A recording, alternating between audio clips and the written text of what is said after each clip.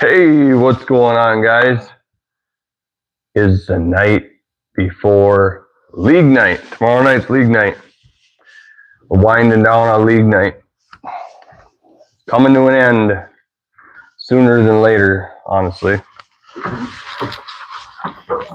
So, since it's Tuesday, we're going to do some rigging. Gonna get some things rigged up for tomorrow. I'm on my home lake tomorrow. That should be a good time. Even though lately on my home lake, I've been sucking really bad. But that's all right. Still gonna be a good time. Fishing with my oldest son tomorrow night. See how that goes. They had a good week last week. So yeah, we're gonna be sitting here doing tackle, having a couple beers, and hanging out. So make sure you chime in. You got any questions, whatever, ask me. We're gonna be rigging up some tackle tonight and hanging out. So yeah, I got a couple boxes to put away. We'll see if we can't get a handful of people on here before we start actually rigging some stuff. But yeah. Beers are cold, weather's nice. Can't complain. The wind's not blowing 400 mile an hour anymore. Even though tomorrow it's supposed to blow up to like 20. So it's gonna get pretty breezy tomorrow. How's my audio? Is my audio all right? Too loud? Not loud enough? What do we got? Baits. Others. Jigs and cramps.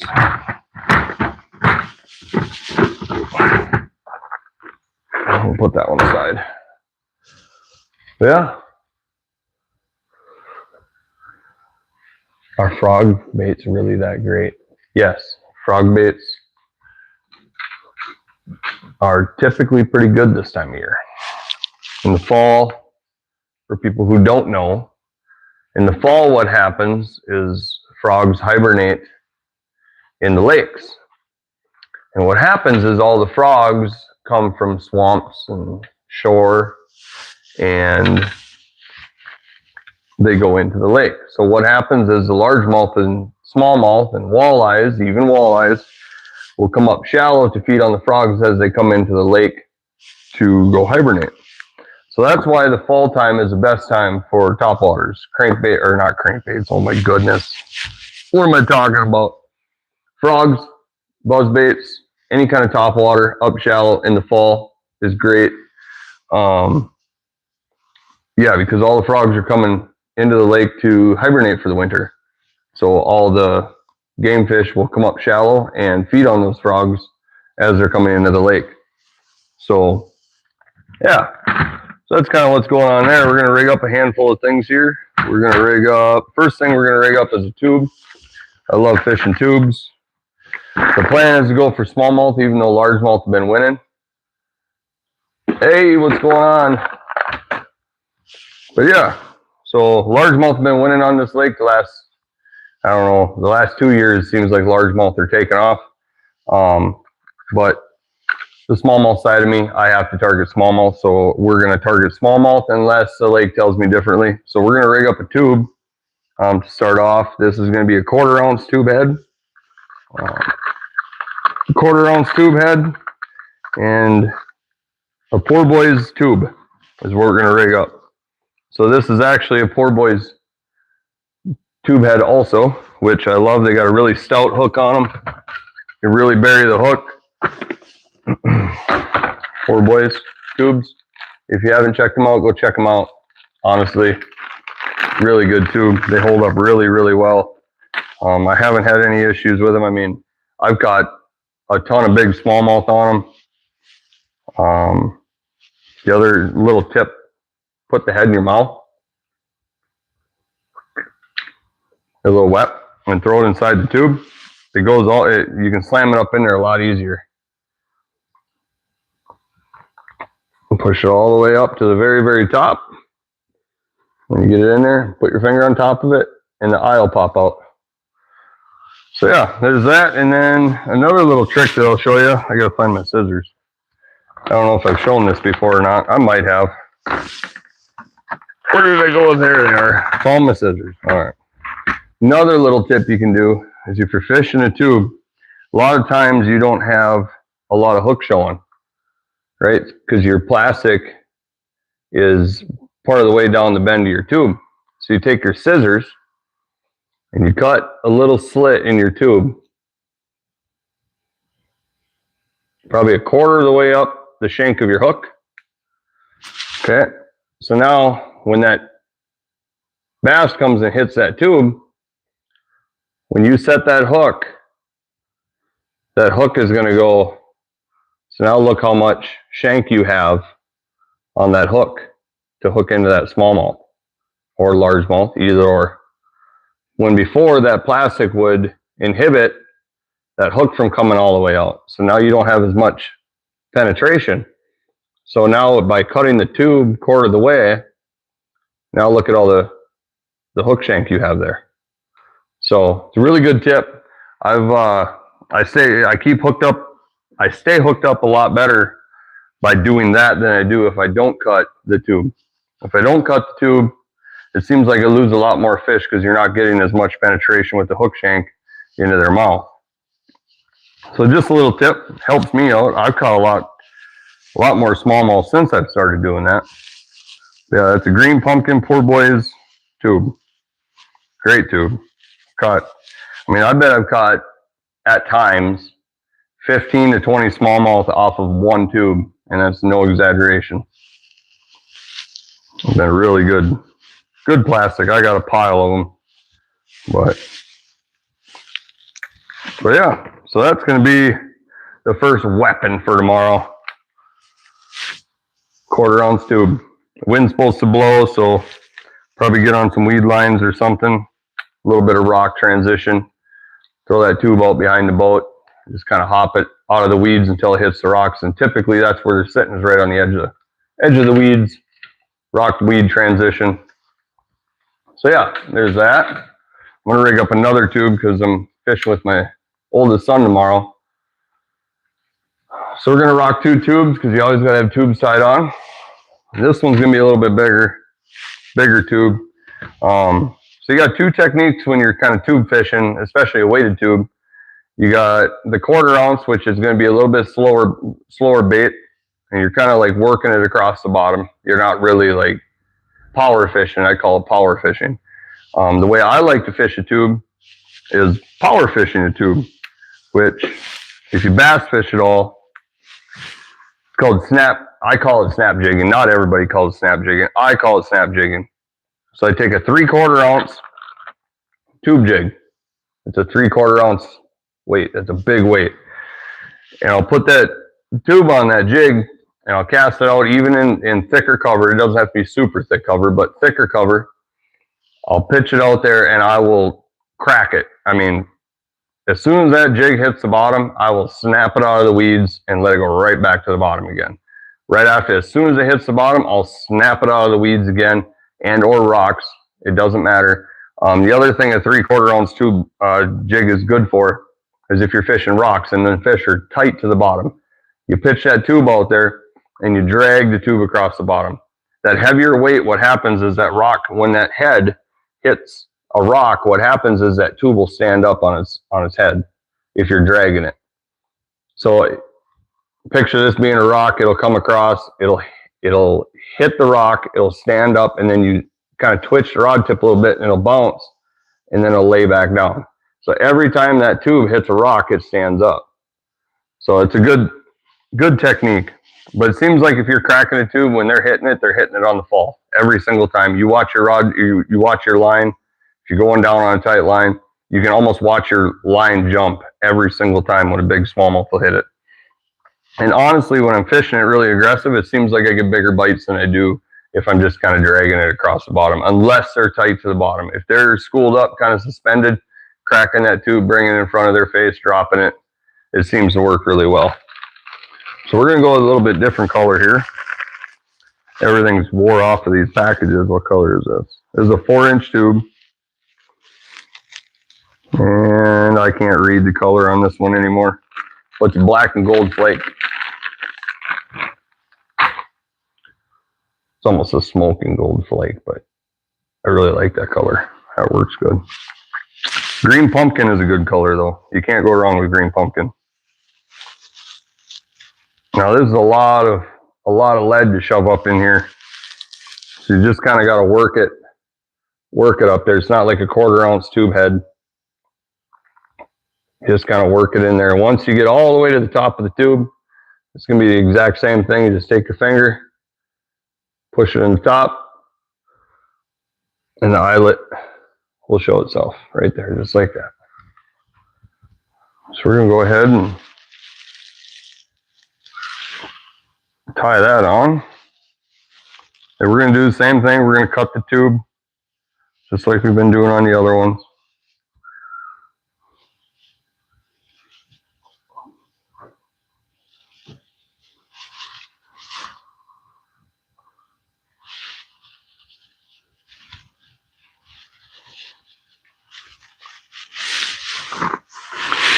Oh, I always lose my scissors in my boat.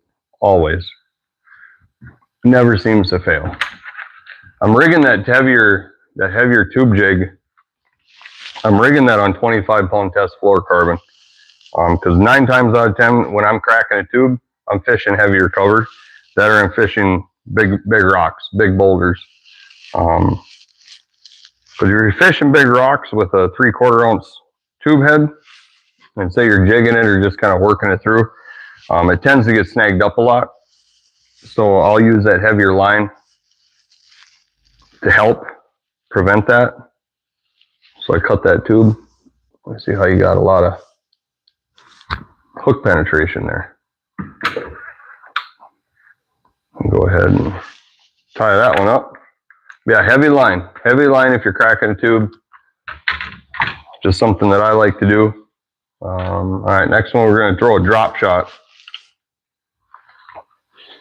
And I'm planning on throwing a drop shot in weeds, so we're going to run a heavier leader. I've got a heavy leader tied on here already. So we're going to run a heavier leader. This is 15-pound leader material, fluorocarbon. Seagar, red label. Decent stuff. It's not the best stuff in the world, but it gets the job done for me. So we're going to keep rocking it. Yeah, what are you guys up to tonight? What's everybody doing? I got drop shots just scattered around here. See, like literally. Oh, jeez. Gotta unrig some rigs. There we go.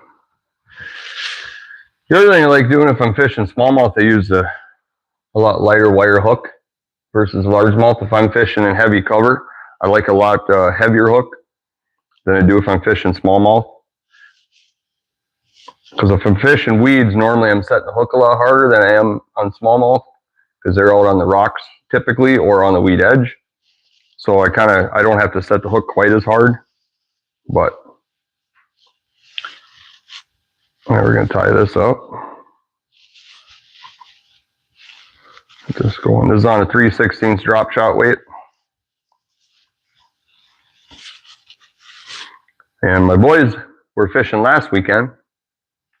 Caught some nice smallmouth. And they were fishing worms actually. Which kind of surprised me, but kind of not really.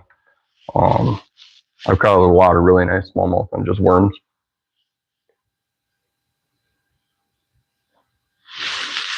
This is going to be on a teardrop drop shot weight.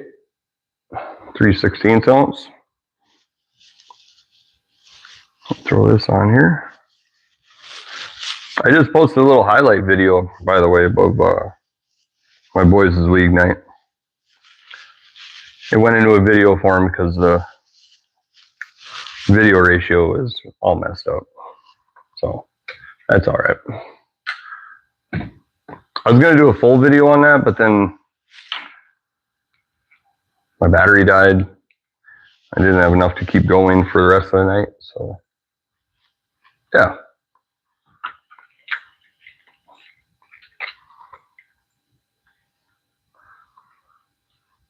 There.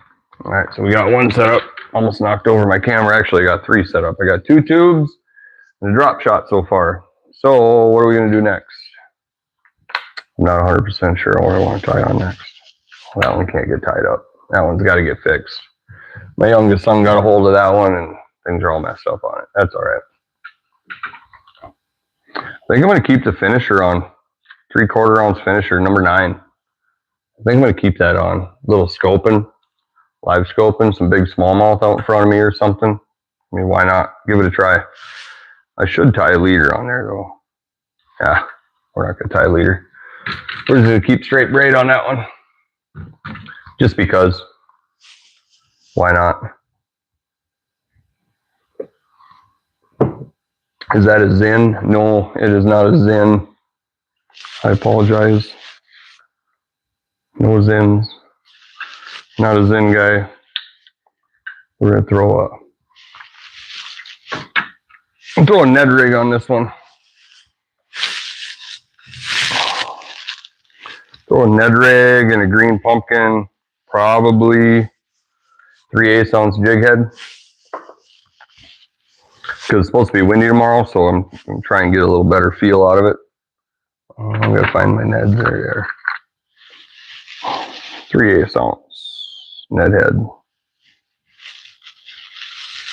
Put that on there. That's a 12-pound fluorocarbon I'm putting on here.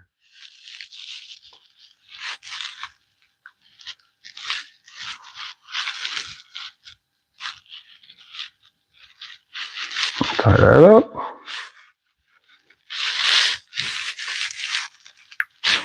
All right, now we gotta find my Ned worms. Let's see what I got going on here.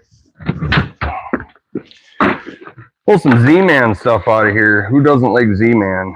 I love Z-Man. There's an empty package. Here we go. Z-Man. This is a TRD Hog Z. Great bait. Great smallmouth bait. Especially if they're being a little finicky, like they don't want the drop shot or the big worm or a minnow profile. This little guy right here. It's a deal. If they're being finicky, I'll go to this. Just something on the bottom. I've even swam this before. I've done really well swimming it. Throw it over some rocks or some weeds. Just swim it. There you go. That's what it looks like all rigged up. Got the 2 tails. It's a good little bait right there. Yeah. So we got that rigged up. What else can we get going here?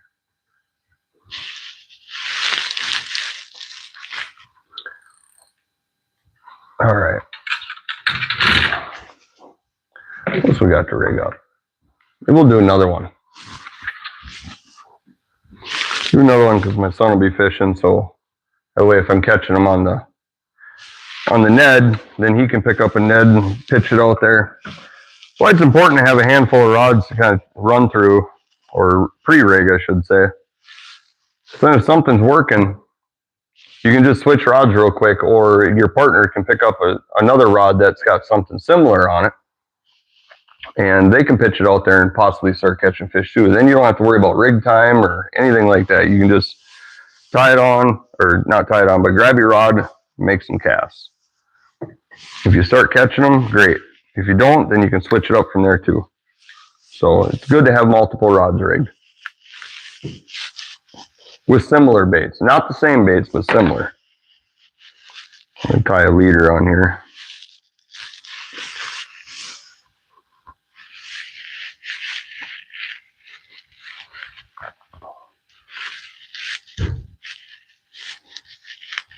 It's going to take me a second.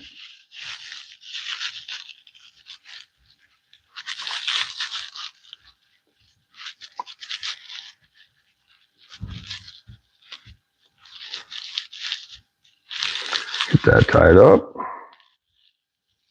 Throw that on there. What do you guys say if I brought somebody else on the live? Another bass fisherman. Oh, that worked out well. Wow. Don't trust my knots. Holy buckets. No bueno. I'll try that again. So that's why you always test your knots before you go fishing. I tend to pull on my knots a lot harder than I probably should, but it's better than to know than not to know.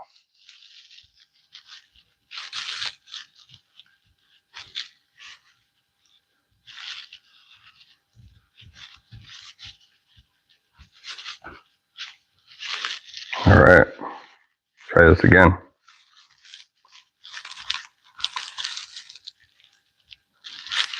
See if it holds on.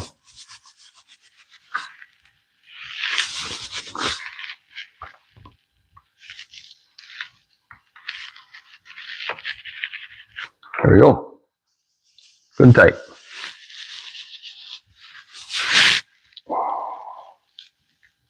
I normally leave just a little tag end on there on the fluorocarbon side or the mono side.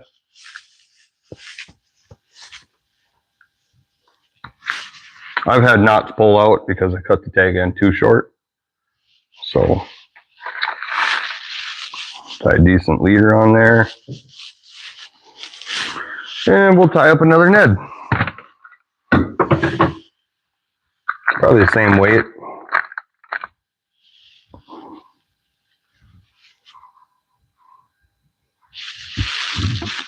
Who's on here watching? Looks like I only got one person watching right now.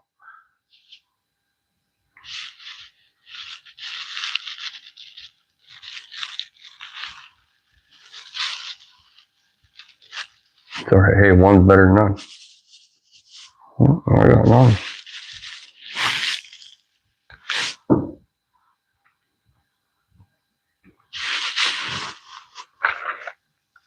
All right, we're going to tie on a hula worm here.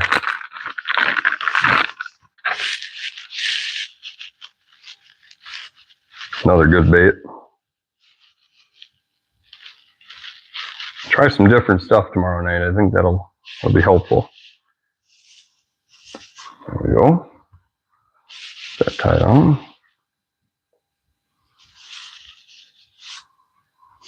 All right. I'm going to get off here. I'm going to try and possibly bring somebody else on. So stick with me.